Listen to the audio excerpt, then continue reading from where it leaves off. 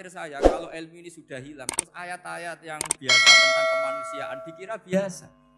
Padahal ayat ini super, misalnya nikah. Nikah itu oleh Allah, perempuan yang kita nikahin, itu oleh Allah disebut surga.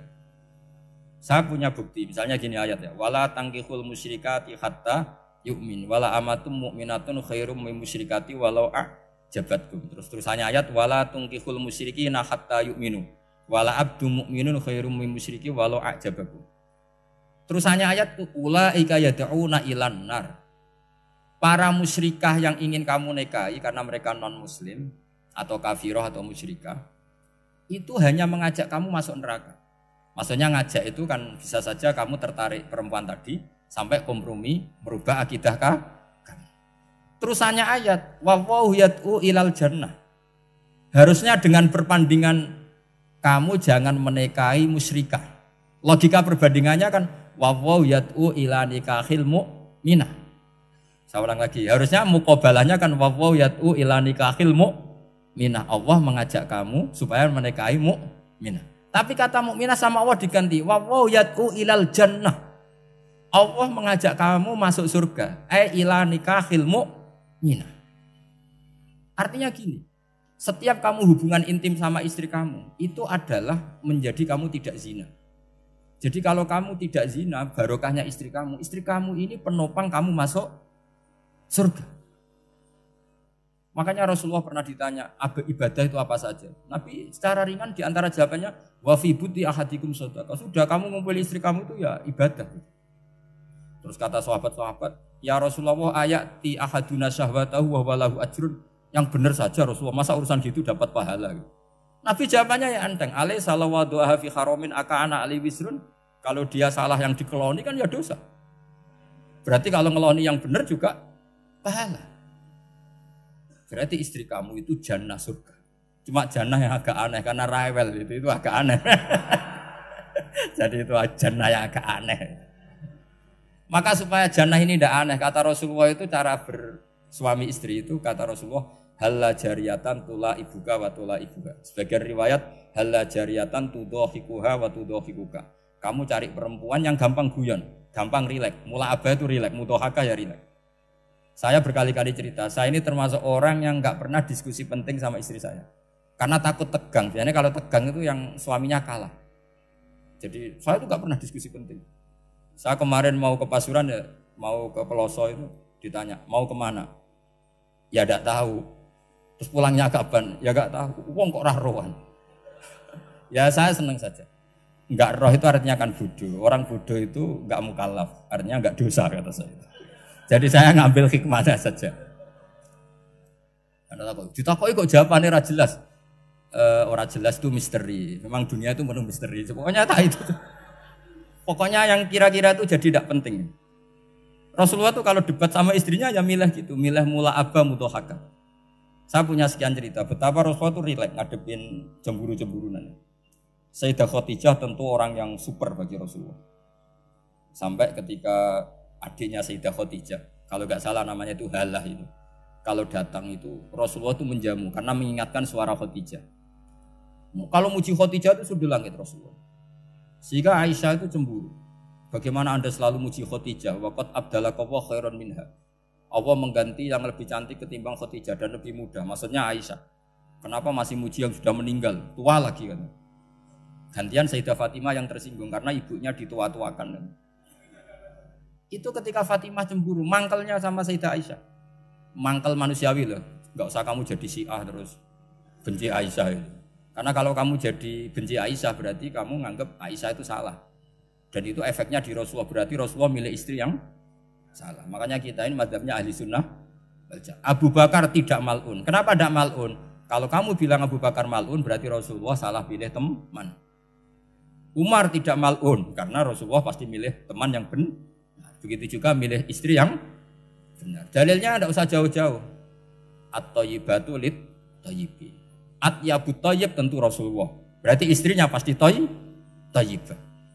Jadi madzhab Ahlussunnah dalam madzhab sing jelas-jelas min baini farsi wa damil labanan khalisan sa'iwal lisyari. Jadi kalau kamu cari logika gampang saja. Nabi itu thayyib, bahkan at-yabut thayyib. Padahal Kata Allah at-thayyibatu lit-thayyibin. Ya jelas ya.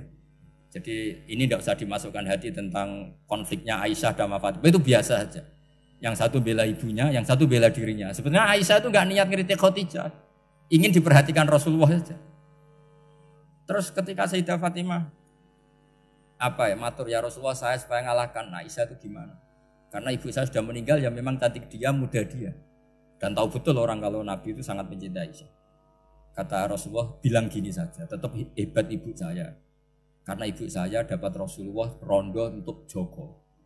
Kowe ayu kaya apa, iku untuk dudo. Jadi rileks saja Rasulullah. Akhirnya, ya semenjak itu enggak ngeritik lagi. Bahaya ini kalau ngeritik. Khadijah itu kan sudah umur 40 tahun. Janda dapat Joko. Aisyah perawan untuk dudo. Keren mana? Keren Khadijah. Jadi tidak semua masalah itu Nabi itu menyelesaikan cara ekstrim. Nabi itu biasa mula apa? Santai rileks. Nah, kalau para mbak-mbak ini ingin jadi surga yang enggak aneh, syaratnya jangan rewel karena di surga itu enggak boleh ada orang rewel. Tapi kalau enggak rewel sementara suami kamu enggak benar, ini namanya goblok. Maka kata Mbah Mun kalau ngijazahi santri-santrinya, "Cung bojomu kudu rewel, enggak ngono fakir," kata Mbah Mun. Tapi santri yang di belakang gremeng, "Iya Mbah, nak fakir, nak jantungan mati." Makanya sering itu.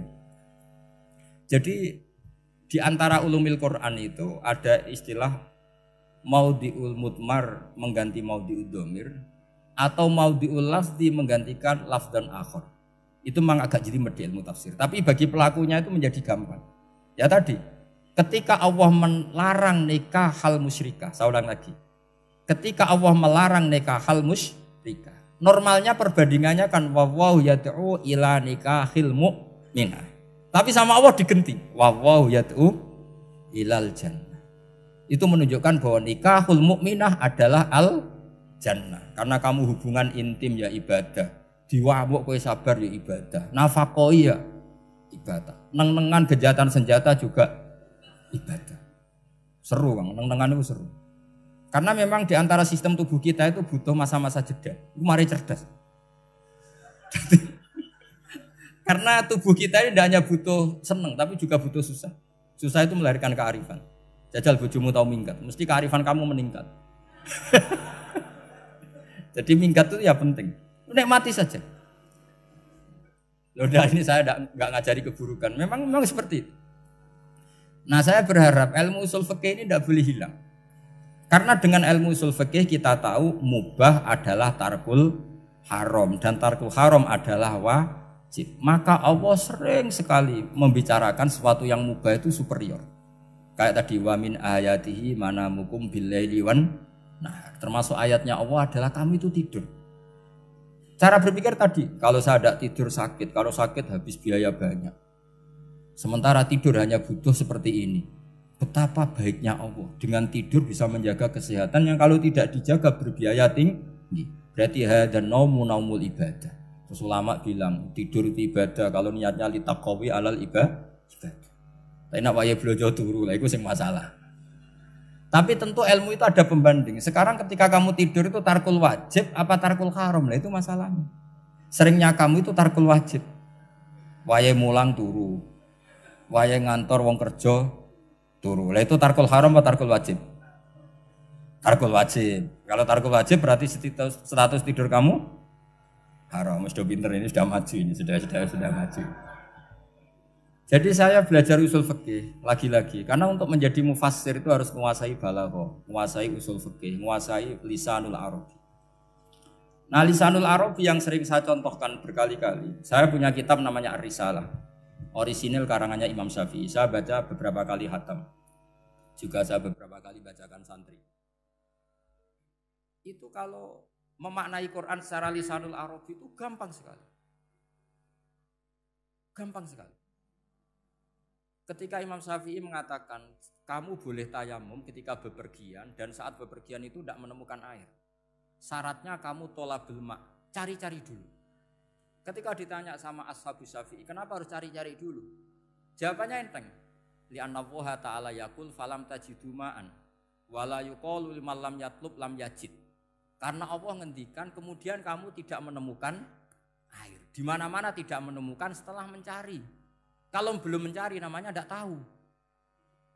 Jadi dari kata falam tajidumaan kemudian kamu tidak menemukan. Tidak menemukan berarti apa? Setelah mencari. Sehingga beliau mensyaratkan dicari-cari dulu, baru berkesimpulan tidak menemukan. Nah setelah tidak menemukan kamu baru boleh tayang. Segampang itu ilmu usul fikih di depan Imam Syafi'i. Ulumul Quran dianalisis dengan usul fikih. Ketika ditanya, kenapa Anda mensyaratkan nikah itu pakai wali? Ayatnya apa? Kalau hadisnya jelas, la nikaha illa biwaliyin mursyidin. Ayatnya apa? Imam Syafi'i secara enteng baca ayat fala ta'duluhunna ayyankihna azwajahunna idza tarawdu bainahum bil ma'ruf.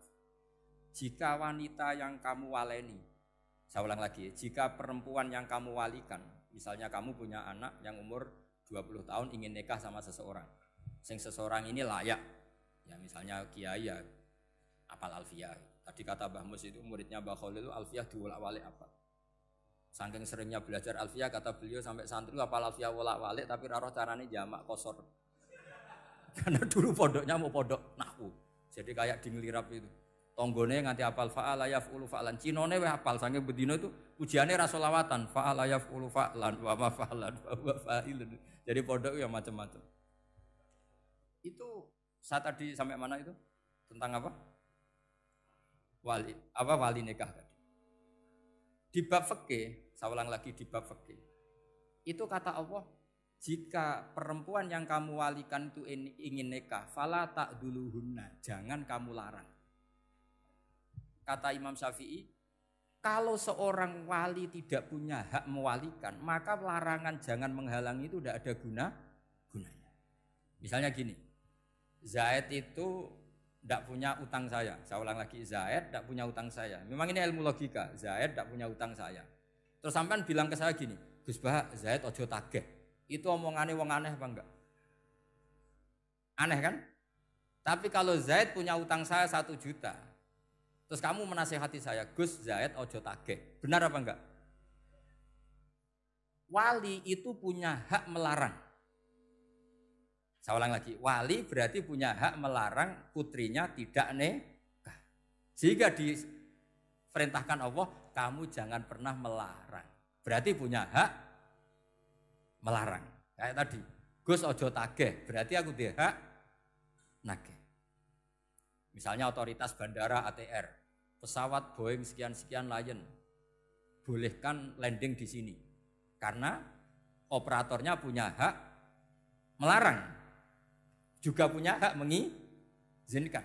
Tapi kalau orang lain kamu bilangin, pesawat Lion nggak boleh landing di Semarang. Orang lain yang nggak terkait dengan otoritas itu, aneh nggak omongan itu? Aneh. Kalau wali dilarang menghalangi perempuan ingin nikah harus memberi izin maksudnya, maka berarti wali punya hak menikahkan. Paham yang saya maksud? Makanya Imam Syafi'i mensyaratkan seorang perempuan yang nikah harus pakai wali. Jadi segampang itu. Kitab Ar-Risalah menerangkan ulumul Quran. Dan dalam banyak hal ulama dulu itu, makanya saya tadi berjanji, karena Quran itu bisa kamu baca fase, kamu dengerin suara enak ya enak, kamu dengerin logika yang enak ya enak. Jangan sampai kamu udah dua-duanya. Suaranya sudah ada enak, logikanya tidak enak, itu kacau namanya.